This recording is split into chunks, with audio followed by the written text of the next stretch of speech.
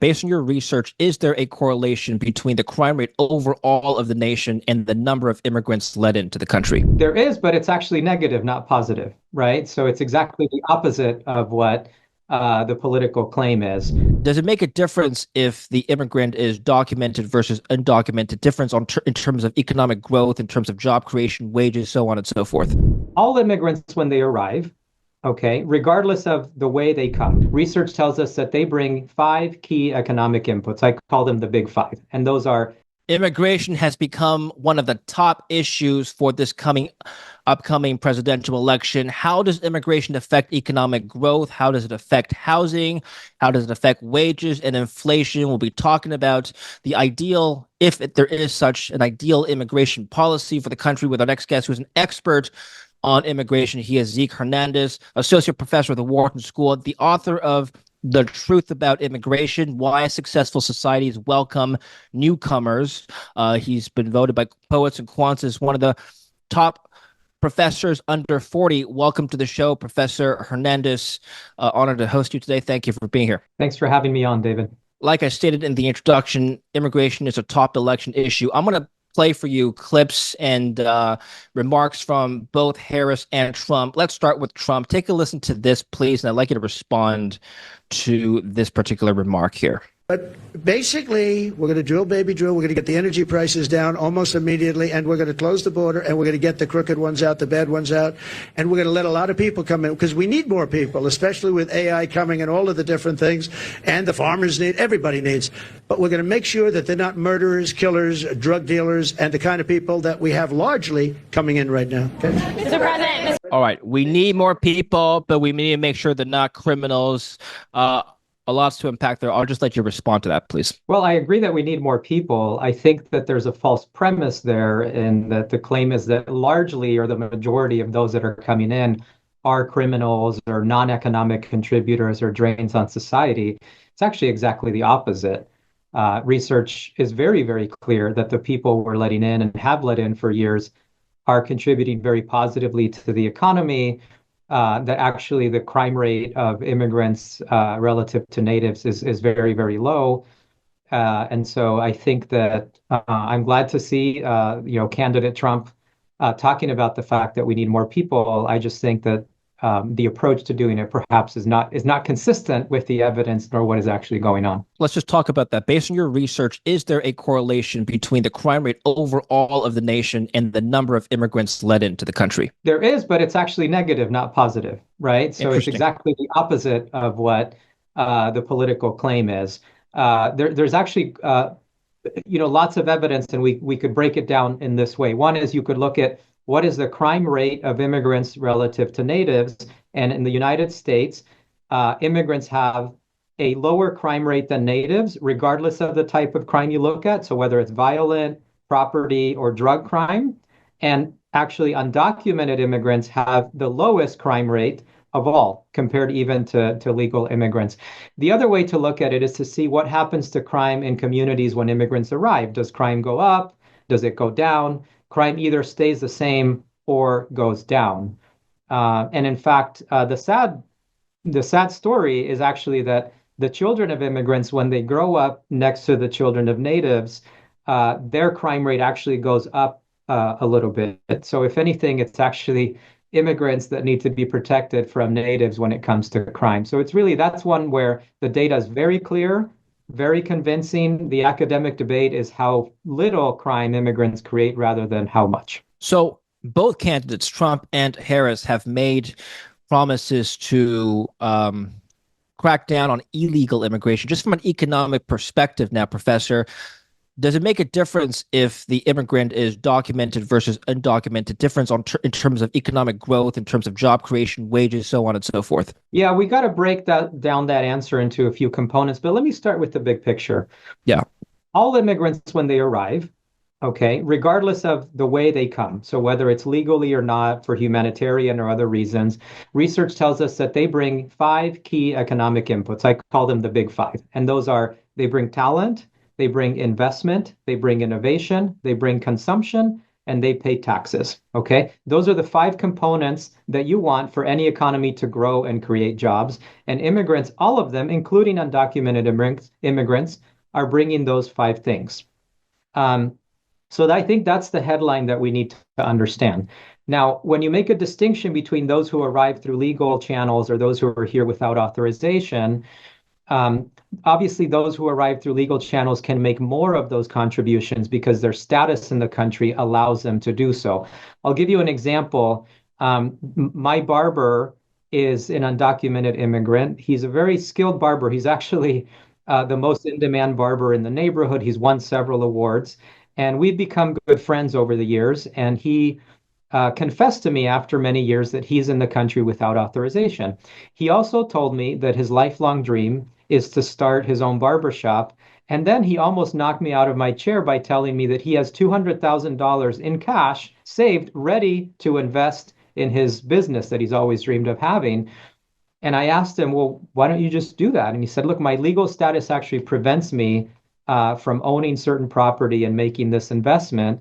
And so the point is that his legal status is putting a ceiling on the amount of investment that he can make. It's preventing him from opening a business that would pay taxes and create a few jobs and providing a good service to the community. So the point I'm trying to make is that we need these people. And the last, I said I'd say two or three things. The last part of my answer is it's really important to understand why we have so much undocumented immigration from an economic standpoint. And the reason is that we haven't updated the number or types of visas we allow in this country since 1990. The economy was less than half the size it is today. It was $9 trillion in 1990. It's 25 trillion right now. So over time, the disconnect between what our economy needs and what we allow, right? Everything has changed except the immigration system. That is filled with undocumented immigration. That's not the right way to do it. We need more orderly channels, but that's why we have such a big disconnect and such a big undocumented population. Are you liking this video so far? Well, video creation is challenging. So let me tell you about today's sponsor, InVideo, which is changing the game for video creators like me. And if you're a content creator, then listen up. I know that creating videos can be complex, but InVideo AI V3 changes that. With new generative capabilities, you can now create full-length, publish-ready videos from scratch using simple text prompts. Whether you're telling a story, explaining complex topics, or creating product ads, InVideo AI V3 puts you in control, bringing your ideas to life in minutes. Unlike tools like Sora and Runway that only generate clips, InVideo V3 creates entire videos ready for use, and the best part, it's launching in just a few weeks. With the edit command box, you can make real-time adjustments to your videos. Plus, voice cloning now lets you replicate your voice for narration. If you haven't checked out their current version, scan the QR code here or use the link in the description down below to try it for free. Paid plans start at $20 a month, so use my code to get 2 times video credits in your first month. Get started today. Well, the path to documentation is highlighted by this next speech from candidate Harris. Take a listen here. If someone does not make an asylum request at a legal point of entry and instead crosses our border unlawfully, they will be barred from receiving asylum. While we understand that many people are desperate to migrate to the United States, our system must be orderly and secure. I reject. Is there an orderly and secure path to documentation of those people who came illegally or without documentation? Not at the moment. Not at the moment. There isn't. I'll give you some examples. Undocumented immigrants provide a disproportionate share of the workforce for farms, okay, or in plumbing or in other trades that are essential for our economy, right? For example, undocumented immigrants play a disproportionate role in installing roofing, doing plumbing, construction. There are no visas in our system for these people. For example, if you're a farm owner and you need a year-round worker, there is no green card that they can have. The quota for farm workers is 0 in the United States. You can have temporary farm workers, but not year-round farm workers. And so how does a farm owner who needs year-round labor and can't find native-born people to do it, because we know from the evidence that native-born people don't do that kind of work, either they have to reduce output, close their farm, or hire people who are here without documentation, most of the time without knowing that they're illegal or without documentation. And so right now our system doesn't allow that. So Vice President Harris, I think, is right in the aspiration that we want people to come in through an authorized port of entry and do it the right way. But the assumption is that there is a line to get into, right? So that phrase that, hey, why don't they just get in line, assumes that one, there is a line and that the line is fair, and our system simply doesn't have those lines. I'll give you another example. We give only 140,000 green cards that are employer sponsored, that is for work purposes, 140,000 per year, right? My home state of Pennsylvania could use all of them every year, okay? And of those, only 5,000 go to people without a college degree. So when the gap between what our economy needs and what we offer is so big, you're going to have those irregular channels. So here's the issue. If we do an enforcement-only bill, which is primarily what Kamala Harris is advocating for, without increasing the number and variety of visas we allow, we can't enforce our way out of the problem. We need to do enforcement plus immigration reform, and then yes, we have a system where we can say to someone, look, don't go through this path because there is this orderly legal path for you. But if we say, don't go through this path, but we don't offer a legal path, then you're going to get the shenanigans that happen.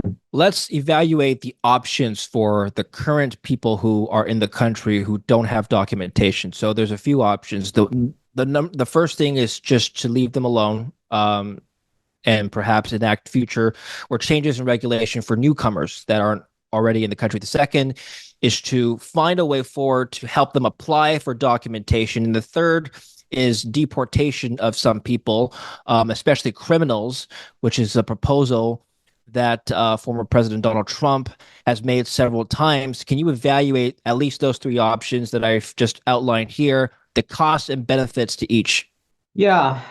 So I think deporting people with criminal records or who are, harming us somehow, I think, we probably want to do that. But again, I want to emphasize that's a very, very small proportion of the undocumented population. Remember that their crime rate is the lowest in the entire country. So you're really only talking about deporting very, very few people, a very small fraction of the 11 to 12 million people who are here without authorization. So that leaves you, let's say, 11 and a half. Let's just go with that number, 11 and a half million people that you either mass deport, which that is, by the way, the proposal, right? The proposal is to mass deport everyone who is here without authorization. That is not practical nor good for us, okay? In the practical sense, the cost, just the direct cost of finding, rounding up, and shipping out 11 and a half million people has been estimated at somewhere between 200 billion to like $1 trillion, okay? And this is by neutral estimates. So that's more expensive than it would cost to, provide amnesty to all of them, okay? But that's actually not the worst cost. The worst cost is the long-term loss of those big five things that I mentioned, because those 11 and a half million people are 11 and a half million workers who provide their talent, 11 and a half million taxpayers, consumers, business owners, investors, et cetera. And so do you want to lose that? Ask any business if they want to lose 11 and a half million consumers. I'm pretty sure that we would say no. Ask any mayor if they want to lose taxpayers. I'm pretty sure they would say no. And in fact, that's what they're saying, right? So I think that then that leaves us with the only option that is both practical and reasonable for us would be to find some path to legalize the majority of these people who are contributing those big five things that I've talked about. And right now, like I said, there is no path. So we really need to find it. It's the only thing that's both good for us, also probably humane, but also practical and doable. What about visa requirements? How would you evaluate the current state of work visas granted in the U.S.? Are they fair? Are they too stringent? Are they too loose? Well, like I said, we just don't have enough of them, right? I mean, think about it this way. In 1990, the last time we updated the number and type of work visas, we were living in a totally different country and world, right? I mean, this meeting that we're having via Zoom wasn't even possible because we weren't using the internet, right? True. Let alone there being AI. Think about our demographic profile. Our birth rates were still above replacement level back then. Today they're below. We didn't have that many people aging into retirement, so our demographic profile was totally different. And geopolitically, the world was very different, right? Who the U.S. was competing against also was fundamentally different. And so not only is the amount of visas, but the type, the variety, and are those visas attuned to our economic reality? So, for example, only 85,000 H-1B visas, which is what allows us to attract a lot of people with STEM skills in the United States. When companies are demanding more than 500,000 of them per year, there's a significant mismatch, right? Only 140,000 green cards for employment purposes. When an Indian with a master's degree has to wait 195 years to get an EB2 green card, that's ridiculous, right? And so really the system just doesn't make sense, like I said, right? And so it's a matter of not just doubling or tripling the quantity of visas, but we need a greater variety of them, right? For farm workers, for people for whom there is no line. Once we do that, we can start enforcing our way into, enforcing a system that makes sense. Otherwise, we're just making the problem worse because we increase the pressure by making the mismatch between the demand and supply of people ever larger. Trump said in the clip that I played that we need more people coming in for all sorts of reasons that he listed, including AI. Let's Yeah. talk about that. So, fundamentally, why do we need immigration? And then I want to lead into how many more immigrants we can absorb. But let's start with the why. Why does the economy fundamentally need more immigrants? Well, again, remember those big five things, right? You need all those big five things. And our population is shrinking. For example, one recent estimate shows that without immigration, by 2050, there would be 20 million fewer working age people in our economy. Okay? 50 million fewer working age people means 50 million fewer people providing those big five things. And again, it's not just a supply side thing. So it's not just talent that they're bringing or investment that they're bringing, but it's also a demand side issue. It's 50 million fewer consumers because those 50 million workers are going to spend their paychecks and buy houses and et cetera. And so we just need it because our demographic profile is not attractive. But even if we say through natural births and deaths and all of that, we're say holding steady and replacing our population. There's another thing. It's not that immigrants just provide a greater quantity of those five things. They provide a greater variety of those five things. That is, they bring different tastes and preferences, which result in a greater variety of products and services in the basket of goods and services we consume. They have different social networks, and so they're connected to different investment communities, to different sources of capital. They bring different ideas, and so they introduce novel technologies and products like Zoom that we're using right now, or the food that we probably ate for lunch today. So all of that variety doesn't only contribute in terms of making the economic pie bigger, it makes our economy more diversified. And we know that more diversified economies create more jobs and opportunities for everyone. And so we need immigrants. It's not just a quantity, it's a variety argument as well. Does it make sense or does it make a difference for the economy, whether it's unskilled or skilled labor that the country should be prioritizing to let in? Yeah, so I hear that. I think that's a false dichotomy. We obviously need both. I mean, definitely we need geniuses that start Google and Zoom and Duolingo and, Pfizer and Colgate and all that, right? We certainly need those kinds of people. By the way, for example, since in the President Trump quote or former President Trump, he talked about AI. In the US, 53% of people with PhDs in AI are foreign born, Yeah. right? A company like OpenAI would not exist were it not for foreign born talent. Like literally, if you look at the engineers who designed the core engine that makes ChatGPT work, they're from Israel, they're from Russia, they're from Moldova, they're from China, India. And so, we wouldn't have these leading companies without them. So obviously we need all that. And I think skilled immigration is very popular because it's very hard to argue that you don't want someone that has that much human capital or that, has a huge wage that they'll spend in buying goods and services. But I think that doesn't mean that we don't need unskilled immigration, right? Because remember, the labor shortages that we have in essential sectors are massive. I'll give you one example. One of the claims that's being made in this election cycle is that immigrants are contributing to the crisis in housing by increasing pressure on housing prices. Well, in the United States, immigrants are anywhere from a quarter to a third of the overall construction labor force. But in the states that are growing the fastest, they're nearly half. And overall in the country, in key bottleneck skills like drywall, roofing, flooring installation, they're more than half, in some cases, more than 60% of the labor force. So without immigrants, you can't build your way out of the housing crisis, right? And that's unskilled work, or unskilled at least in the sense that it doesn't require a college degree, but there's certainly skills and positions that we need to fill. And that's true for a whole lot of other sectors like manufacturing, restaurants, household services, I already mentioned construction. Anyway, I'm losing track now, but we need both is the point. The issue of housing is very important. Let me play for you this clip of a conservative leader of my country, Canada, Pierre Poilievre. He was at a parliamentary meeting criticizing the Liberal government. Take a listen. He talked about this exact issue here. Speaker, the Prime Minister is admitting that his immigration policies have been totally incompetent. In fact, the ratio of new people to new homes reached its highest level in recorded history last year after his then immigration minister, now housing minister, ignored the warnings of his own department. According to a new Concordia University report, the rent is expected to rise to $7,500 in Vancouver and $5,500 in Toronto if the trajectory continues. Will he reverse course now? He's making a lot of assumptions there, but let me just give you a few statistics here. In 2023, Canada's population was around roughly 39 million at the start of 2023, at the end of 2022. Over the course of 2023, the country let in 1.2 million immigrants.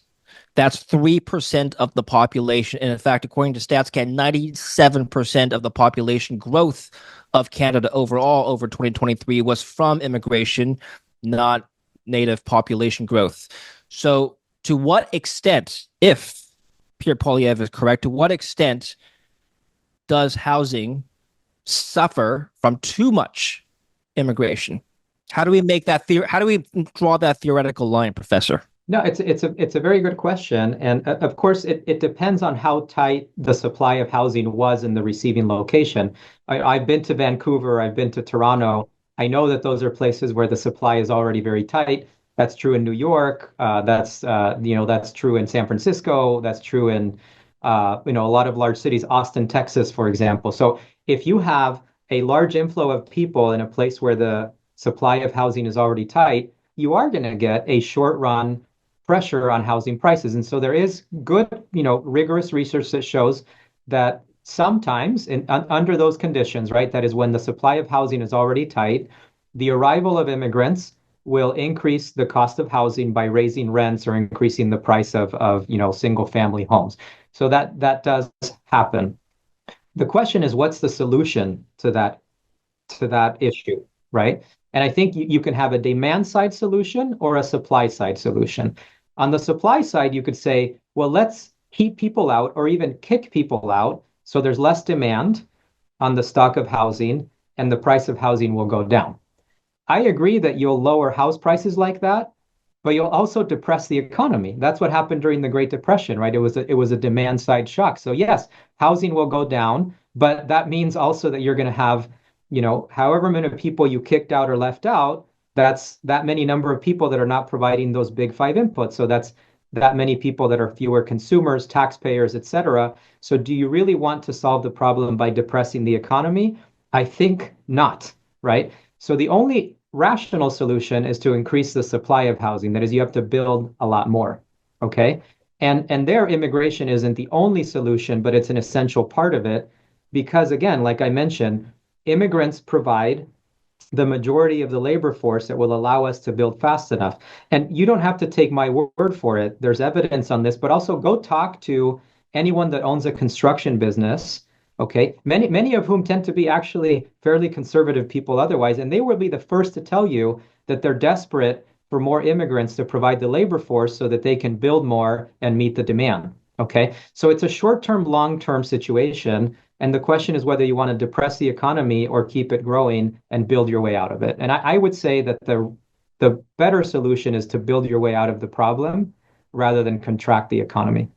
Does the advent of AI change the equation for you at all? Does the need for fewer workers, for example, given that AI can now, in theory or in the near term future, replace some labor, negate the need for more labor from outside the country? You know, I think this is where we don't have enough evidence, right? So I'm an academic. I go by evidence. Everything Sure. I've shown, Sure. everything I've said so far is backed up by evidence. So I'm not going to step beyond the evidence and make a strong claim here. I think we simply don't know the answer to that. I think depending on who you talk to, either AI will replace a lot of labor or AI will be a complement to a lot of labor.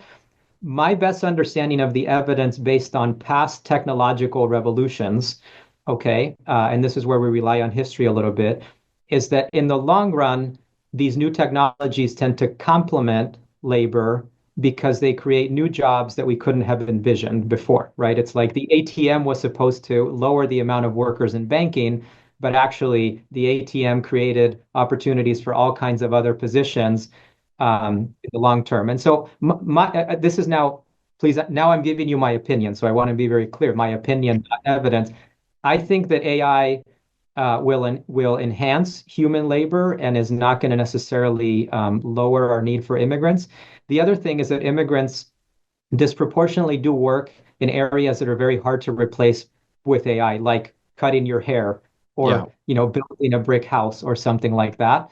Right. And those are areas that natives tend not to do work in.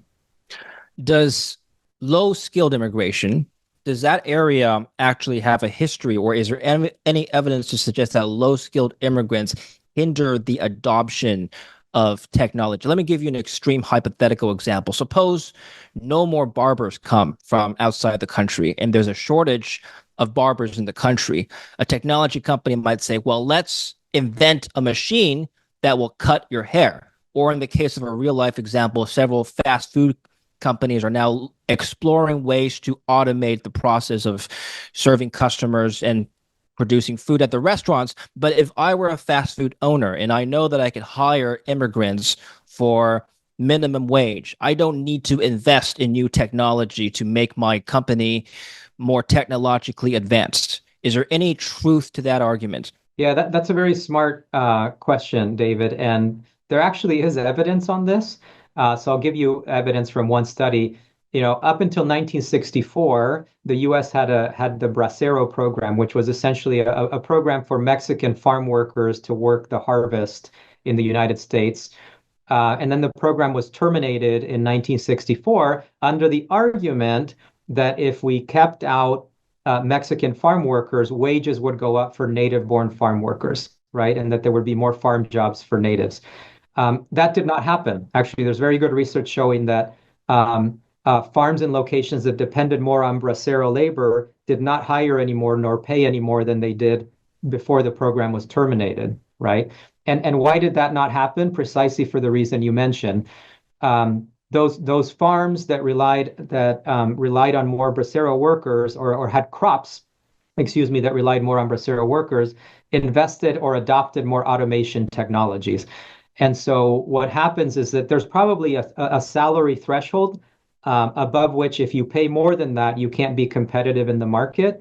And so if you have to pay more than that, then the incentive to adopt technology becomes stronger, right? And so that does seem to be happening indeed, which shows that also the deportation or keeping immigrants out is not necessarily going to redound into more jobs or higher wages for native workers if firms are going to stay competitive. Do you think that, theoretically speaking, looser immigration policies and higher minimum wage implementations are contradictory to each other? Let's take a state, for example. Let's say California. If we were to take California as an example, if they want to raise the minimum wage at the same time, they're more lax on immigration policies than perhaps other states.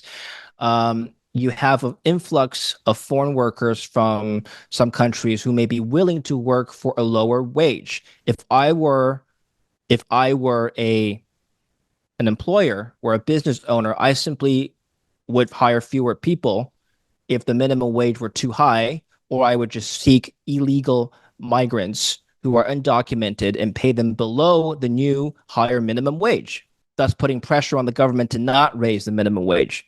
Does that make sense? Yeah, I understand what you're saying. It's a common concern or argument. And, Yeah. and by the way, for the record, do undocumented immigrants sometimes get hired, below the table, below minimum wage? Yes, that happens. Yes. On average, that's not happening for competitive reasons. But does that, are there instances of that? Yes. I Sure. think what the question or that scenario doesn't quite cover is it assumes that the only thing that's changing in the economy with the arrivals of these immigrants is that you now have essentially a shift of the labor supply curve to the right. That is, there are more laborers. But again, let's not forget, this is why I keep coming back to my fingers. Let's not forget those big five things, because the arrival of those immigrants also means that you have that many more consumers, right? So businesses have to expand to meet the greater demand for goods and services, which means they need to hire more, right? So there's more jobs available in the economy. There's also, so employers will need to compete in the market, right, and pay at a certain wage rate where they can get those workers to fill the demand of a bigger economy, right? You also have many of these immigrants. They're not just providing their labor; they're bringing investment. Okay, they're bringing capital that they will use to start a new business. So they're creating new jobs.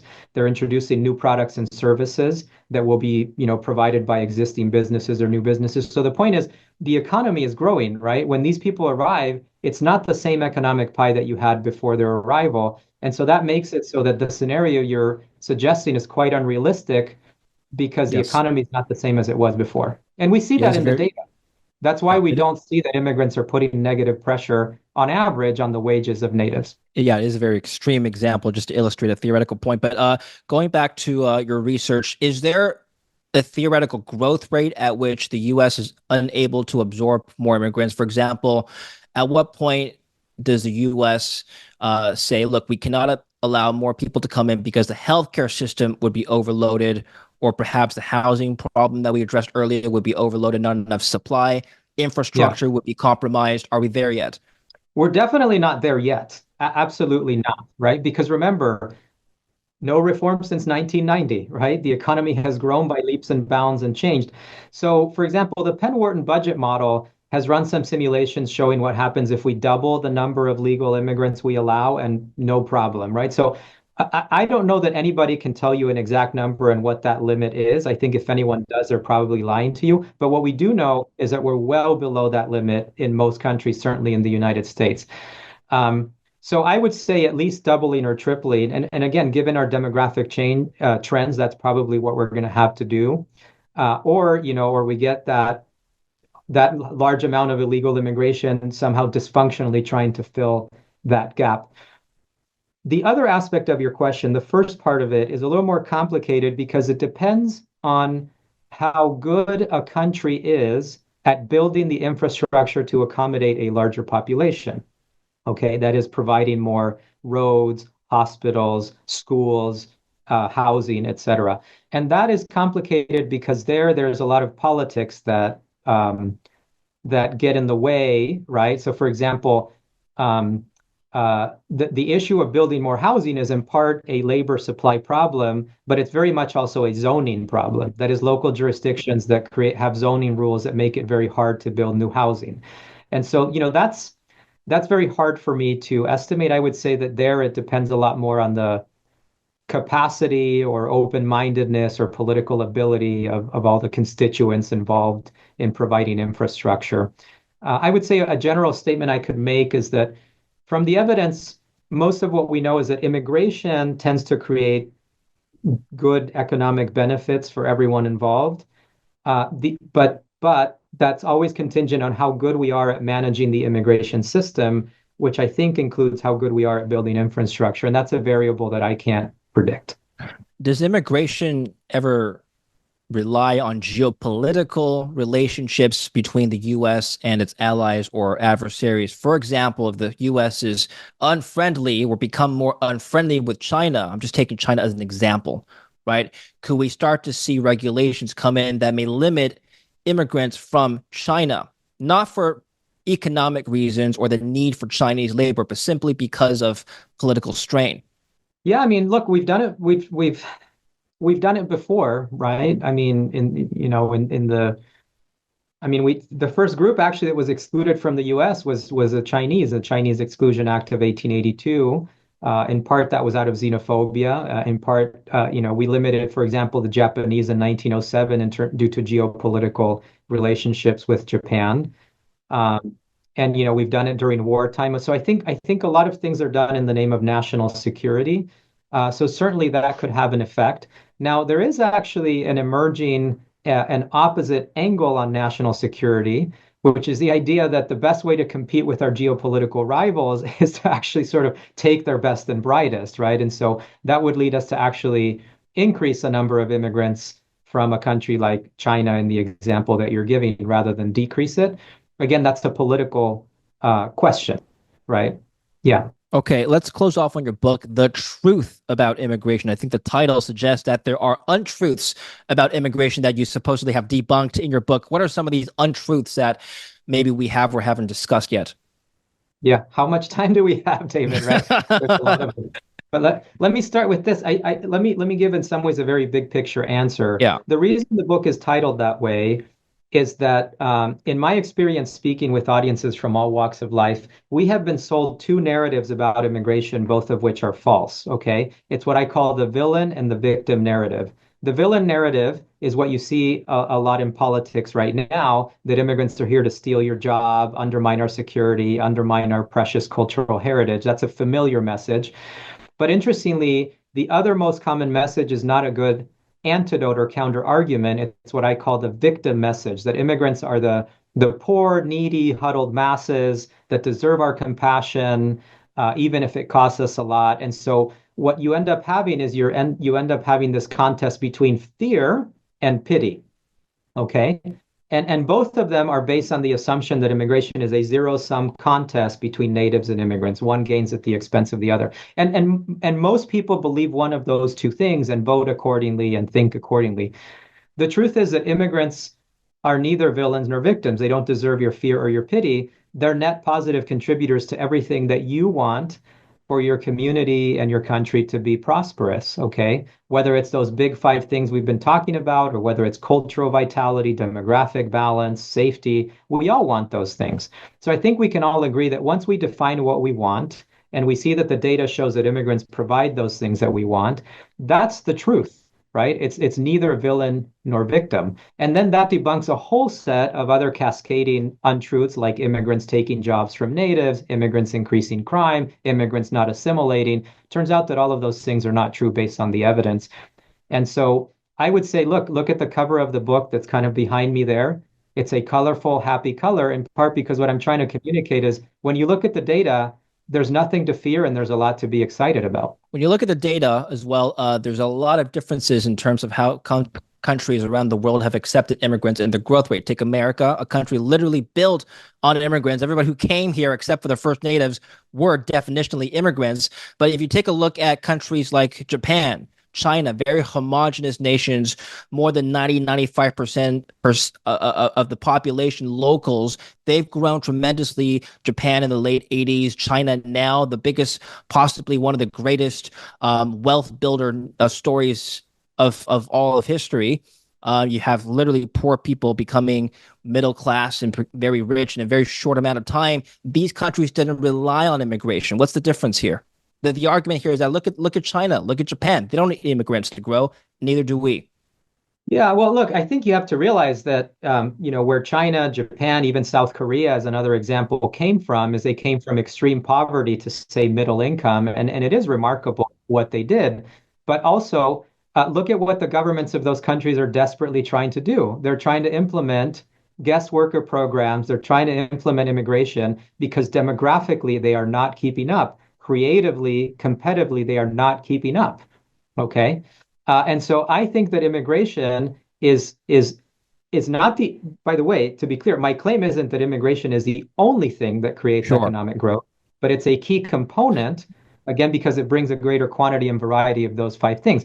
So I think it's very telling that these countries have reached sort of this ceiling or this slowdown in growth, and that the thing they want the most is human capital that they can't get enough of internally, and they're either trying desperately like Japan or South Korea, or China, because of a lot of internal complications, isn't there yet, but might have a really hard time getting to the next economic level without a greater quantity and variety of people that it doesn't have. Final question, I'll let you go, Professor Hernandez.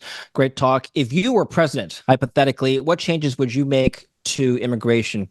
Yeah, thank you for that. I've obviously thought a lot about this, so I have kind of a canned answer. And so here would be my four-part plan, or at least the four first things that would need to be done. Number one is that we need to give responsibility for immigration to a different department. It's very telling in the U.S. Department of Homeland Security administers our immigration system. What does that tell us? Right, that the department that is here to protect us is in charge of immigration. So that's kind of the villain framing, right? The idea that we have to be protected from immigrants. And what does Department of Homeland Security focus on is programs that are not focused on creating growth or prosperity. It's just protection. So imagine now if you created a separate Department of Immigration, or created or gave responsibility to Department of Commerce. Totally different framing, totally different incentives, totally different policies and rules and regulations would come out. So that's number one. Number two is we need to increase both the quantity and the variety of visas that we give. Again, I said that earlier. No change since 1990. We got to bring up the system in both quantity and types of visas to what a modern 2024, 2025 economy requires. So a lot more visas, a lot more employment-based entry paths, and a greater variety of them.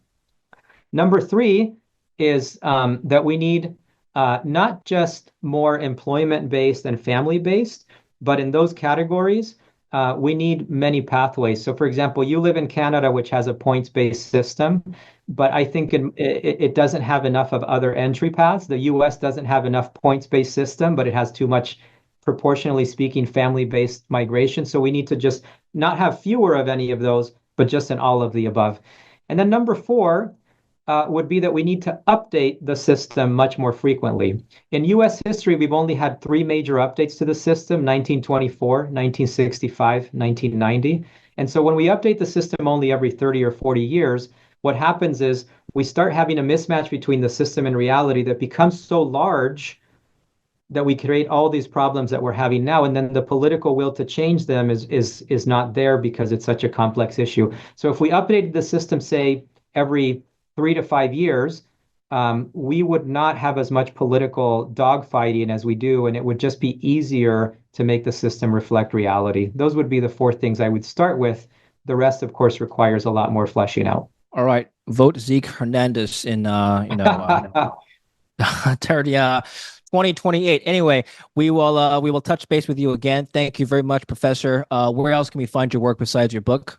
Yeah, you can go to my website, zekehernandez.net, zekehernandez.net, or on all social platforms, I'm Prof. Zeke. Okay. Thank you so much for having me on, David. Great questions. Thank you for coming on the show. Thank you for educating us. We'll put the links down below. Follow Professor Hernandez there below, and we'll speak again soon. Cheers.